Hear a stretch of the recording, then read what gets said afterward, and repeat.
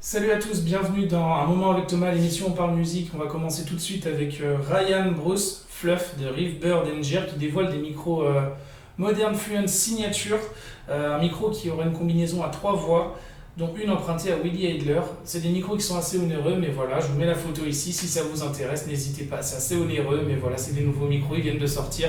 Et puis Fishman Modern Fluence, en général, c'est de la bonne qualité. Megadeth a interprété We'll Be Back, leur premier single du prochain album et 16e album du groupe, The Sick, The Dying and The Death, en live pour la première fois lors de la tournée pour Five Finger Death Punch à Las Vegas. Je vous laisse un petit extrait.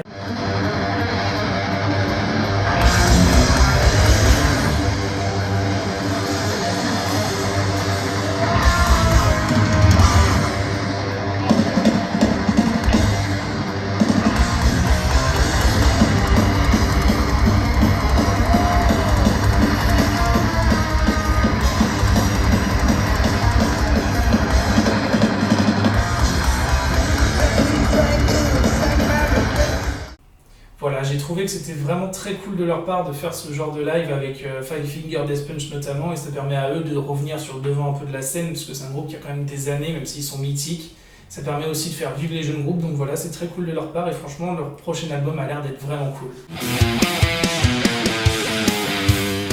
On avait parlé de signature avec les Fishman Modern Fluence, maintenant on va parler de signature encore avec Fender Japan qui a sorti les guitares signature pour le groupe Scandal, pour Mami Sasaki et Haruno Ono, pour rejoindre l'aspect un peu particulier de la base de Tomomi Agawa, pour célébrer le partenariat des 15 ans de Scandal avec la marque Fender. Et franchement, c'est très cool de leur part. Voici une image, je les trouve magnifiques. Franchement, j'ai bien envie d'aller les essayer.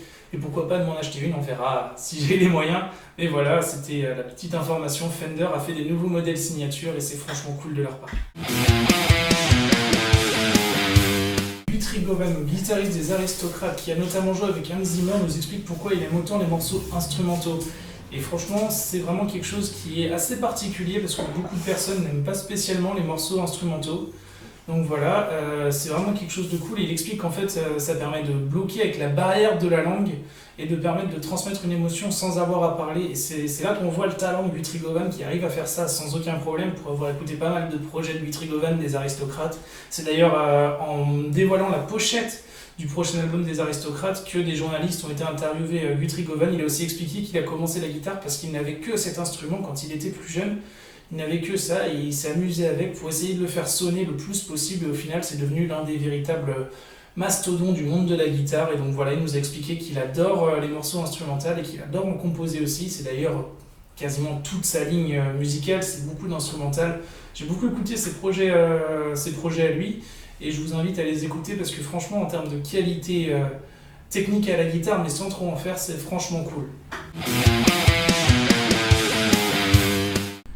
Wolfgang Van Halen a repris des chansons de Eddie Van Halen, Hot for the Teacher et On Fire, et c'était franchement cool. Il était accompagné de Dave Grohl à la basse, Justin Hawkins de The Darkness au chant et Josh Freese à la batterie. C'était lors d'un concert événement pour Tyler Hawkins pour lui rendre hommage.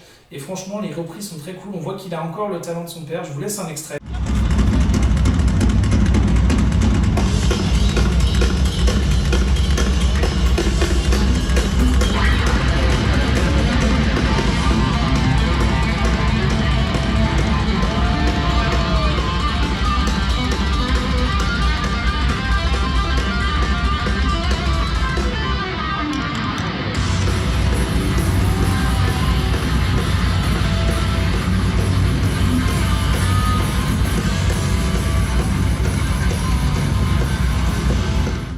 voilà, je trouve que c'est très cool de sa part de jouer ça, ça montre qu'en fait il a énormément de talent comme son père en fait au final, donc ça reste un peu logique.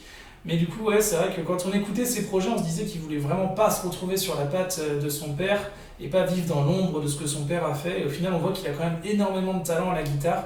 Je le savais déjà parce que j'avais déjà écouté quelques-uns de ses projets que je vous invite à écouter, c'est très cool. Et c'est vrai que c'est à l'encontre totale de ce que faisait Van Halen, c'est pas du tout ce que Van Halen faisait à l'époque du groupe, mais ça reste quand même très cool à écouter. On a une sorte de rock un peu roots, enfin vraiment, je vous invite à écouter le projet. Et ça m'a fait plaisir d'entendre son fils jouer des morceaux de Van Halen et de voir qu'il y arrivait à la perfection, c'était magnifique. Donc voilà.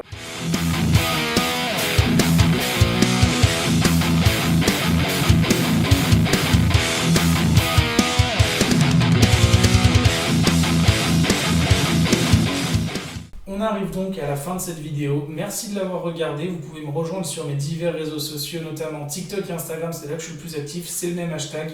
Donc voilà, vous pouvez me suivre sur ces divers réseaux.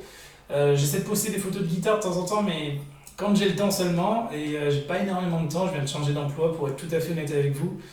Et donc voilà, puis il y a d'autres contenus qui vont arriver, notamment le Talk About Music où j'ai reçu un ami, c'est une vidéo qui va durer assez longtemps, on va parler de musique pendant cette vidéo et ça va être très cool. Je finis le montage de cette vidéo qui est assez longue pour l'instant, donc je pense qu'elle sortira d'ici une semaine ou deux. Donc voilà, je vous invite à me suivre sur mes divers réseaux sociaux pour avoir plus d'informations et puis on se dit à la prochaine pour un nouveau moment avec Thomas.